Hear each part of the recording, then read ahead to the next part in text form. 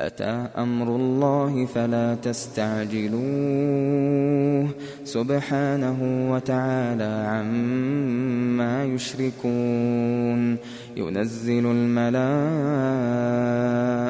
بالروح من أمره على من يشاء من عباده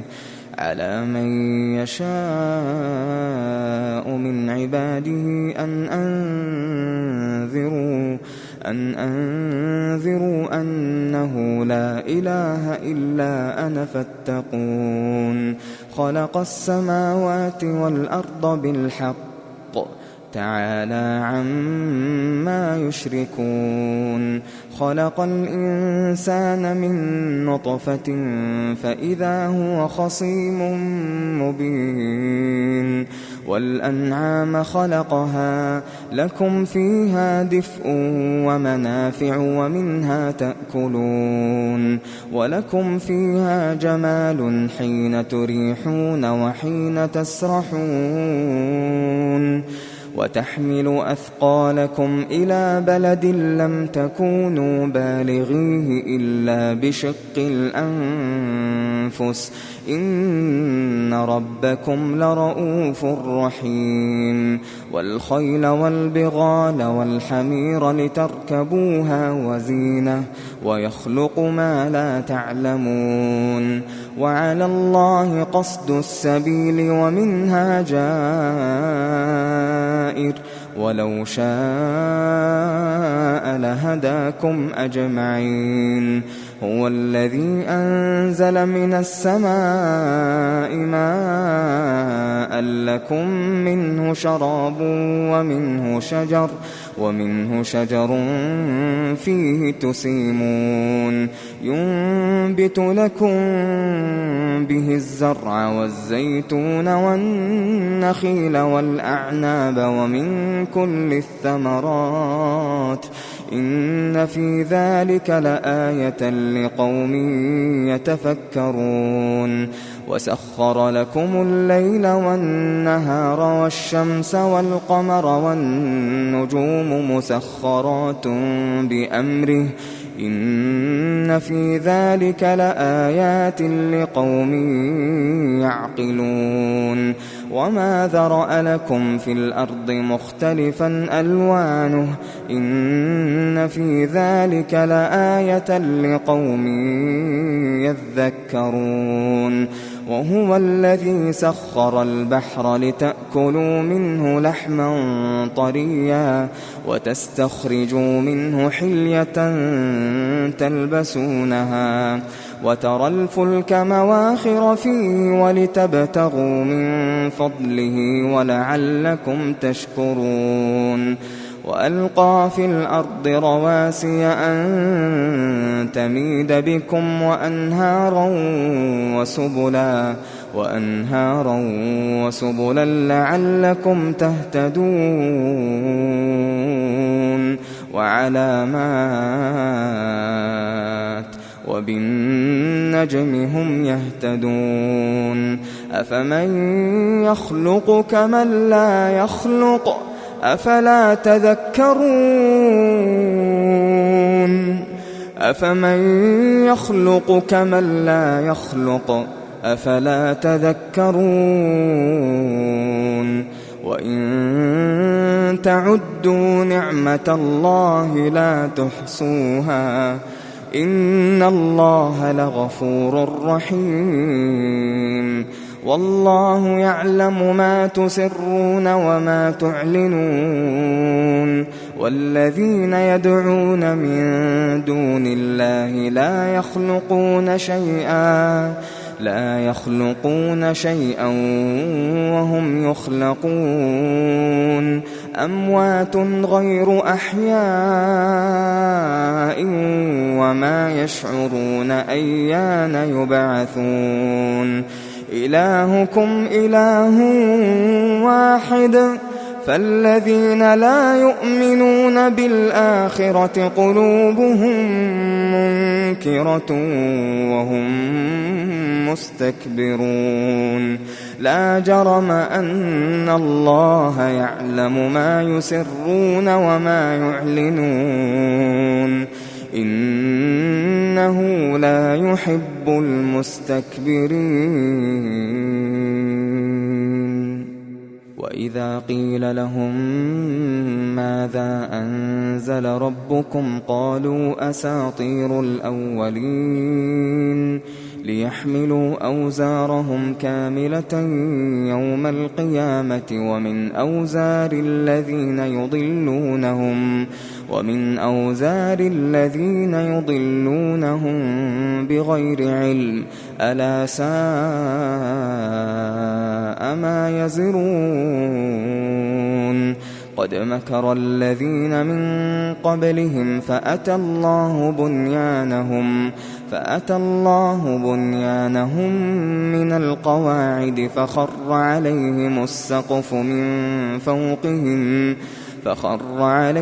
السقف من فوقهم وأتاهم العذاب من حيث لا يشعرون. ثم يوم القيامة يخزيهم ويقول أين شركائي الذين كنتم تشاقون فيهم قال الذين أوتوا العلم إن الخزي اليوم والسوء على الكافرين الذين تتوفاهم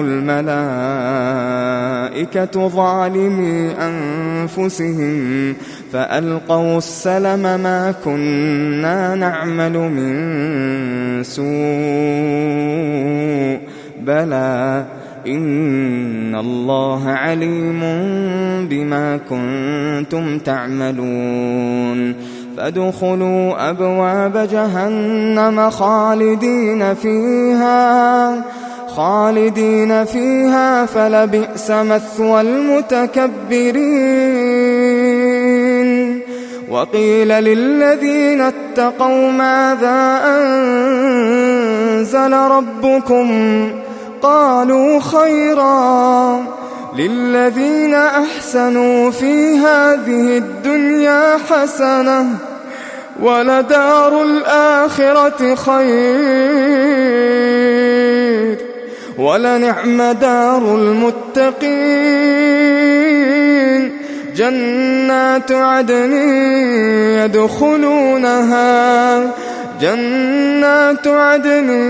يدخلونها تجري من تحتها الأنهار لهم فيها ما يشاءون كذلك يجزي الله المتقين الذين تتوفاهم الملائكة طيبين يقولون سلام عليكم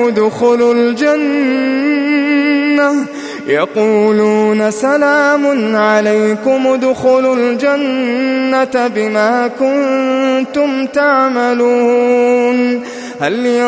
ينظرون إلا أن تأتيهم الملائكة أو يأتي أمر ربك كذلك فعل الذين من قبلهم وما ظلمهم الله ولكن كانوا أنفسهم يظلمون. فأصابهم سيئات ما عملوا وحاق بهم ما كانوا به يستهزئون. وقال الذين أشركوا لو شاء الله ما عبدنا من دونه من شيء نحن ولا آباؤنا ولا حرمنا من دونه من شيء كذلك فعل الذين من قبلهم فهل على الرسل إلا البلاغ المبين. ولقد بعثنا في كل أمة رسولا أن اعبدوا الله واجتنبوا الطاغوت فمنهم من هدى الله ومنهم من حقت عليه الضلالة فسيروا في الأرض فانظروا كيف كان عاقبة المكذبين إن تحرص على هداهم فإن الله لا يهدي من يضل وما لهم من ناصرين وأقسموا بالله جهد أيمانهم لا يبعث الله من يموت بلى وعدا عليه حقا ولكن أكثر الناس لا يعلمون ليبين لهم الذي يختلفون فيه وليعلم الذين كفروا أنهم كانوا كاذبين إنما قولنا لشيء إذا أردناه أن نقول له كن فيكون والذين هاجروا في الله من بعد ما ظلموا لنبوئنهم في الدنيا حسنة ولأجر الآخرة أكبر لو كانوا يعلمون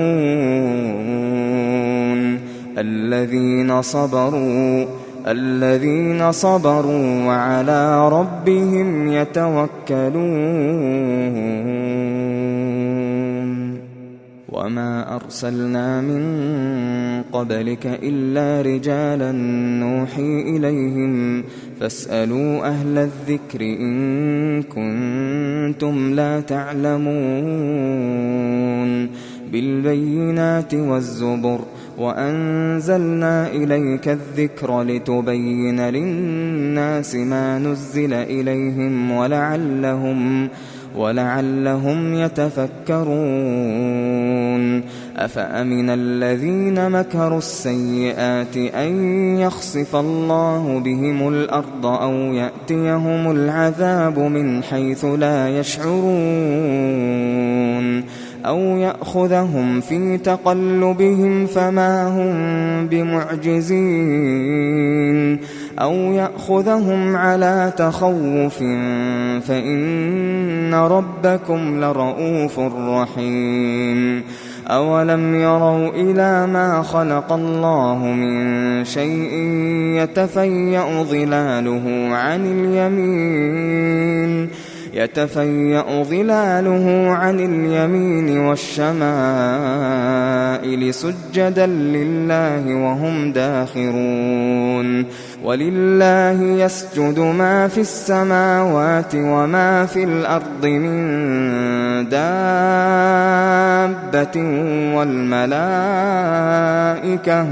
والملائكة وهم لا يستكبرون يخافون ربهم من فوقهم ويفعلون ما يؤمرون وقال الله لا تتخذوا إلهين اثنين إنما هو إله واحد فإياي فارهبون وله ما في السماوات والأرض وله الدين واصبا أفغير الله تتقون وما بكم من نعمة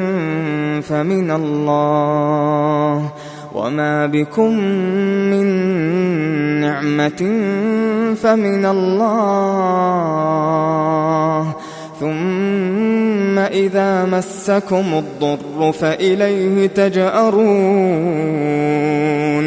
ثم إذا كشف الضر عنكم إذا فريق منكم بربهم يشركون ليكفروا بما آتيناهم فتمتعوا فسوف تعلمون ويجعلون لما لا يعلمون نصيبا مما رزقناهم تالله لتسألن عما كنتم تفترون ويجعلون لله البنات سبحانه ولهم ما يشتهون وإذا بشر أحدهم بالأنثى ظل وجهه مسودا وهو كظيم يتوارى من القوم من سوء ما بشر به أيمسكه على هون أم يدسه في التراب ألا ساء ما يحكمون للذين لا يؤمنون بالآخرة مثل السوء ولله المثل الأعلى وهو العزيز الحكيم ولو يؤاخذ الله الناس بظلمهم ما ترك عليها من دابة ولكن يؤخرهم إلى أجل مسمى فإذا جاء أجلهم لا يستأخرون ساعة ولا يستقدمون ويجعلون لله ما يكرهون وتصف ألسنتهم الكذب أن لهم الحسنى لا جرم أن لهم النار وأنهم مفرطون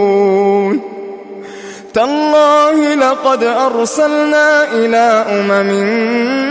من قبلك فزين لهم الشيطان أعمالهم فهو وليهم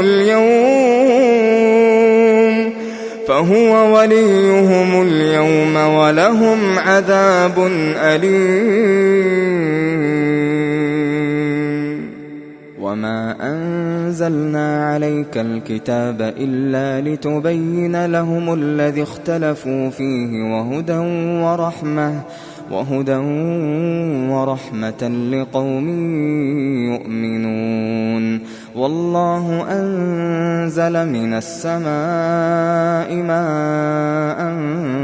فأحيا به الأرض بعد موتها إن في ذلك لآية لقوم يسمعون وإن لكم في الأنعام لعبرة نسقيكم مما في بطونه من بين فرث ودم لبنا خالصا سائغا للشاربين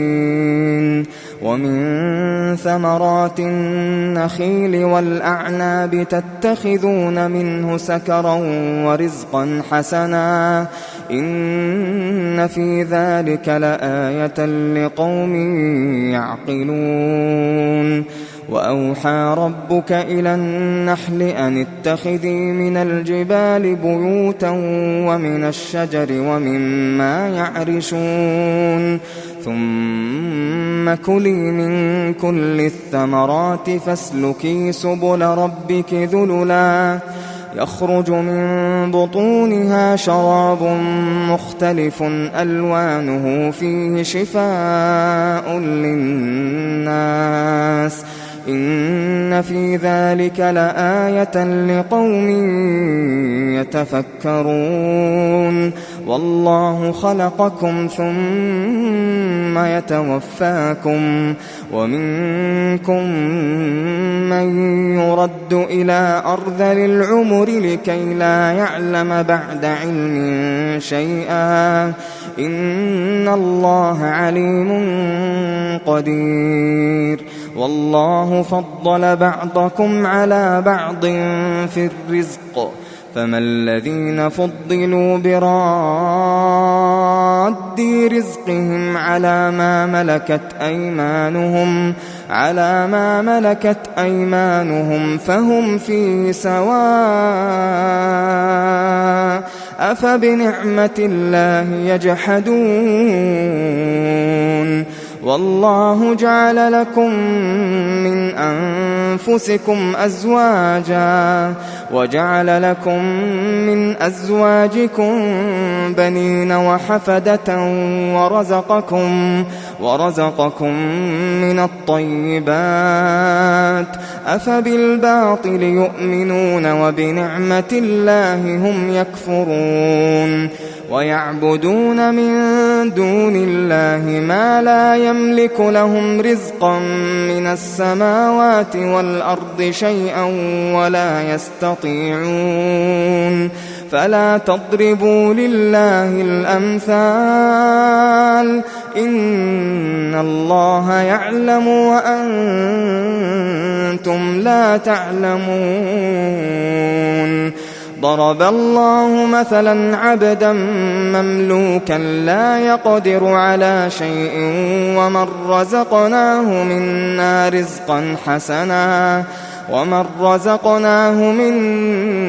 رزقا حسنا فهو ينفق منه سرا وجهرا هل يستوون الحمد لله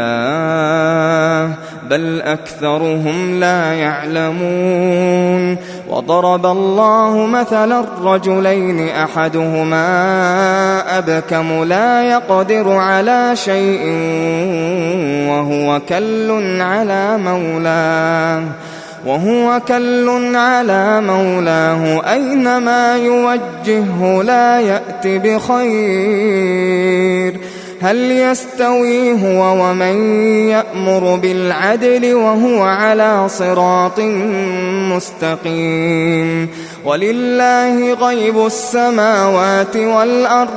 وما أمر الساعة إلا كلمح البصر أو هو أقرب إن الله على كل شيء قدير والله أخرجكم من بطون أمهاتكم لا تعلمون شيئا وجعل لكم السمع والأبصار والله أخرجكم من بطون أمهاتكم لا تعلمون شيئا وجعل لكم السمع والأبصار والأفئدة لعلكم تشكرون ألم يروا إلى الطير مسخرات في جو السماء ما يمسكهن إلا الله إن في ذلك لآيات لقوم يؤمنون والله جعل لكم من بيوتكم سكنا وجعل لكم من جلود الأنعام بيوتا تستخفونها يوم ظعنكم ويوم إقامتكم ومن أصوافها وأوبارها وأشعارها أثاثا ومتاعا إلى حين والله جعل لكم مما خلق ظلالا وجعل لكم من الجبال أكنانا وجعل لكم من الجبال أكنانا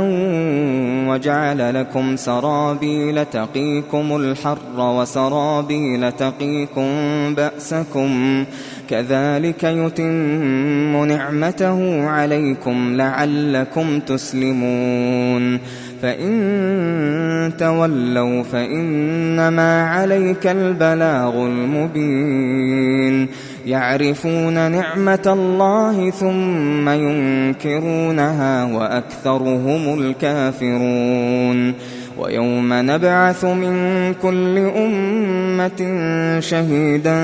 ثم لا يؤذن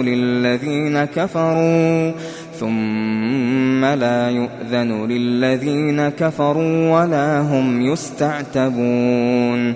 وإذا رأى الذين ظلموا العذاب فلا يخفف عنهم ولا هم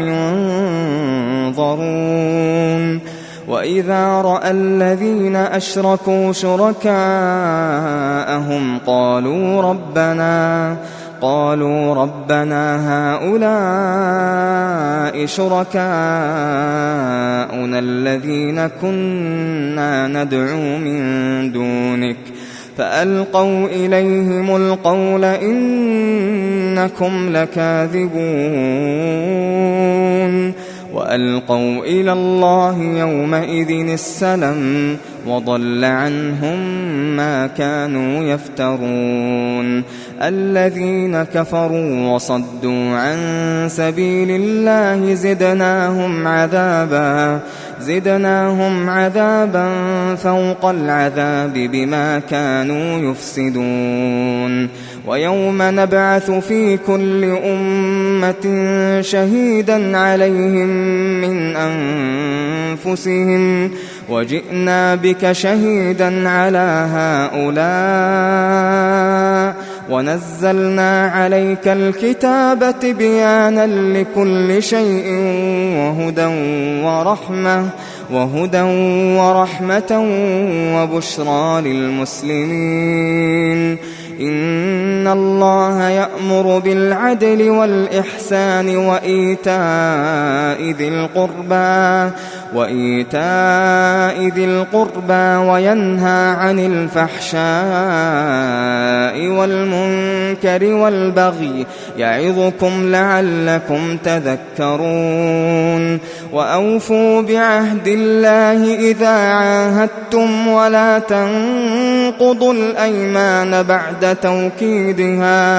ولا تنقضوا الأيمان بعد توكيدها وقد جعلتم الله عليكم كفيلا إن الله يعلم ما تفعلون ولا تكونوا كالتي نقضت غزلها من بعد قوة أنكاثا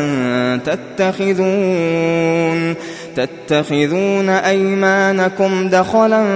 بينكم أن تكون أمة هي أربى من أمة إنما يبلوكم الله به وليبينن لكم يوم القيامة ما كنتم فيه تختلفون ولو شاء الله لجعلكم أمة واحدة ولكن يضل من يشاء ويهدي من يشاء ولتسألن عما كنتم تعملون ولا تتخذوا أيمانكم دخلا بينكم فتزل قدم بعد ثبوتها وتذوقوا السوء بما صددتم عن سبيل الله ولكم عذاب عظيم ولا تشتروا بعهد الله ثمنا قليلا إنما عند الله هو خير لكم إن كنتم تعلمون ما عندكم ينفد وما عند الله باق ما عندكم ينفد وما عند الله باق ولنجزين الذين صبروا أجرهم بأحسن ما كانوا يعملون من عمل صالحا من ذكر أو أنثى وهو مؤمن فلنحيينه حياة طيبة ولنجزينهم أجرهم بأحسن ما كانوا يعملون فإذا قرأت القرآن فاستعذ بالله من الشيطان الرجيم إنه ليس له سلطان على الذين آمنوا وعلى ربهم يتوكلون إنما سلطانه على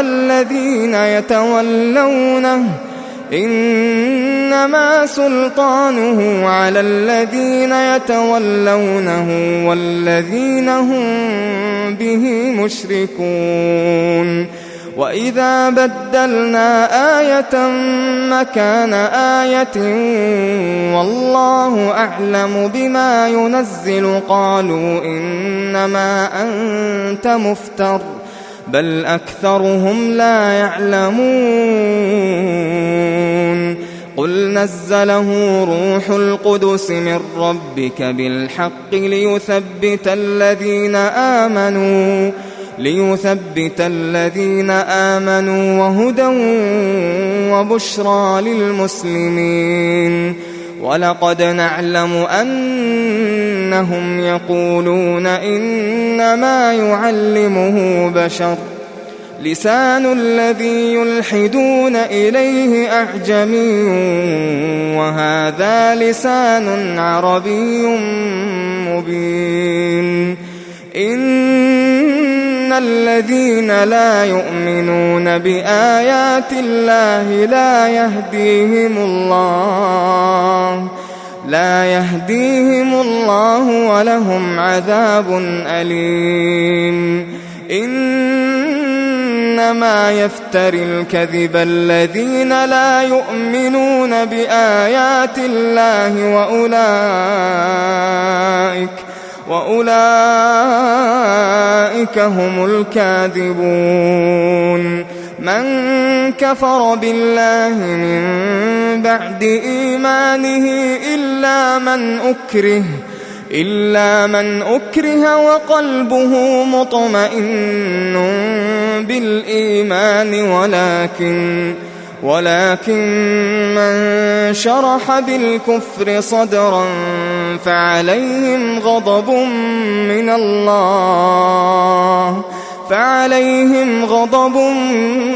من الله ولهم عذاب عظيم ذلك بأنه مستحب الحياة الدنيا على الآخرة وأن الله لا يهدي القوم الكافرين أولئك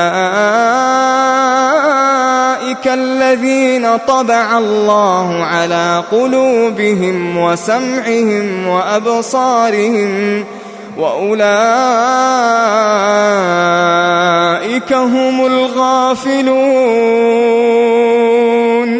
لا جرم أنهم في الآخرة هم الخاسرون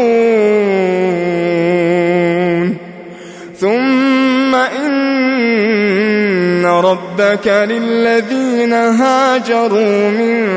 بعد ما فتنوا ثم جاهدوا وصبروا إن ربك من بعدها لغفور رحيم يوم تأتي كل نفس تجادل عن نفسها وتوفى كل نفس ما عملت وهم لا يظلمون. وضرب الله مثلا قرية كانت آمنة مطمئنة يأتيها رزقها رغدا من كل مكان فكفرت بأنعم الله فأذاقها الله لباس الجوع والخوف بما كانوا يصنعون. ولقد جاءهم رسول منهم فكذبوه فأخذهم العذاب وهم ظالمون. فكلوا مما رزقكم الله حلالا طيبا واشكروا نعمة الله إن كنتم إياه تعبدون. إنما حرم عليكم الميتة والدم ولحم الخنزير وما أهل لغير الله به فمن اضطر غير باغ ولا عاد فإن الله غفور رحيم. ولا تقولوا لما تصف ألسنتكم الكذب هذا حلال وهذا حرام لتفتروا على الله الكذب. إن الذين يفترون على الله الكذب لا يفلحون. متاع قليل ولهم عذاب أليم. وعلى الذين هادوا حرمنا ما قصصنا عليك من قبل وما ظلمناهم ولكن كانوا أنفسهم يظلمون. ثم إن ربك للذين عملوا السوء بجهالة ثم تابوا من بعد ذلك وأصلحوا إن ربك من بعدها لغفور رحيم. إن إبراهيم كان أمة قانتا لله حنيفا ولم يك من المشركين شاكرا لأنعمه اجتباه وهداه إلى صراط مستقيم. وآتيناه في الدنيا حسنة وإنه في الآخرة لمن الصالحين. ثم أوحينا إليك أن اتبع ملة إبراهيم حنيفا وما كان من المشركين. إنما جعل السبت على الذين اختلفوا فيه وإن ربك ليحكم بينهم يوم القيامة فيما كانوا فيه يختلفون. ادع إلى سبيل ربك بالحكمة والموعظة الحسنة وجادلهم بالتي هي أحسن إن ربك هو أعلم بمن ضل عن سبيله وهو أعلم بالمهتدين. وإن عاقبتم فعاقبوا بمثل ما عوقبتم به ولئن صبرتم لهو خير للصابرين. واصبر وما صبرك إلا بالله ولا تحزن عليهم ولا تك في ضيق مما يمكرون. إن الله مع الذين اتقوا والذين هم محسنون.